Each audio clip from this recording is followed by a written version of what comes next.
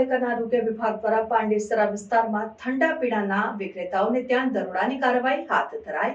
સુરત મહાનગરપાલિકાના આરોગ્ય વિભાગ દ્વારા પાંડેસરા વિસ્તારમાં ઠંડા પીણાના વિક્રેતાઓને ત્યાં દરોડાની કાર્યવાહી હાથ ધરાઈ। દરોડા દરમિયાન 1000 થી વધુ પેપ્સી અને 7 લીટર ફ્રૂટીના જથ્થાનો નાશ કરવામાં આવ્યો। આ ઉપરાંત પાણીપુરી વિક્રેતાઓને ત્યાં પણ તપાસ કરીને અખાદ્ય પૂરીનો નાશ કરવામાં આવ્યો હતો। એપ્રિલ મહિનાના પ્રારંભ સાથે જ શહેર સહિત સમગ્ર રાજ્યમાં ગરમીના પ્રકોપને પગલે નાગરિકો ત્રાહિમામ પોકારી ઉઠ્યા છે।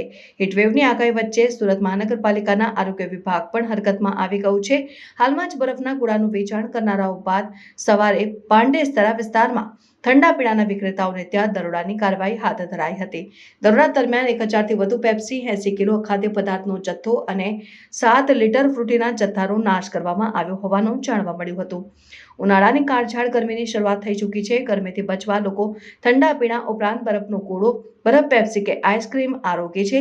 તેમાં પણ પેપ્સી ઉનાળામાં બાળકોમાં પ્રિય બની રહી છે। આરોગ્ય વિભાગની ટીમ દ્વારા પાંડેસરા વિસ્તારમાં પાણીપુરી વિક્રેતાઓને ત્યાં પણ તપાસ હાથ ધરવામાં આવી હતી અને આ ખાદ્યપુરીનો નાશ કરવામાં આવ્યો હતો અને નોટિસ આપી દંડની પણ વસૂલાત કરવામાં આવી હતી। અત્યારે અમારા સાઉથ ઝોન ઉધનાના નાયબ આરોગ્ય અધિકારી શ્રી કિંજલ પટેલ સાહેબના આદેશ અનુસાર અમે આ વિસ્તારમાં આપણા સ્લમ વિસ્તારો છે, ઉધના ઝોનના જેટલા સ્લમ વિસ્તારો છે જેમાં રોગચાળાનું પ્રમાણ હમણાં વધી રહ્યું છે, ત્યાં એક ઝુંબેશ હાથ ધરીએ છીએ। તેમાં અમારી એક ટીમ બનાવવામાં આવેલ છે અને ટીમ દ્વારા જે આવા વિસ્તારો છે ત્યાં કોઈ પણ અખાદ્ય વસ્તુ જેવી કે ઠંડા પીણા છે, કોલ્ડ ડ્રિંક્સ, મતલબમાં જે પેલા પેપ્સી જો બાળકો લે છે, અત્યારે ગરમીના કારણે આવું બધું લોકો વધારે પીવાનું પસંદ કરે છે, ઠંડા પીણા કે આ પેપ્સીઓ, કે તેને અમે જગ્યા પર જ જઈને જે તે દુકાન પર સંસ્થા પર ચેક કરીને જો મળતું હોય આવી વસ્તુ જમા લઈએ છીએ। અખાદ્ય જે ખરાબ ખાવાની વસ્તુ જેવું છે એ બધી જમા લઈને તાત્કાલિક એને જગ્યા પર નાશ કરીને પાવડરનો છંટકાવ કરીને એને આમની સાથે ગાડી પણ છે, કચરાની ગાડી, એમાં અમે નાશ કરી દઈએ છીએ અને તાત્કાલિક ટ્રાન્સપોર્ટેશન મોકલી આપીએ છીએ।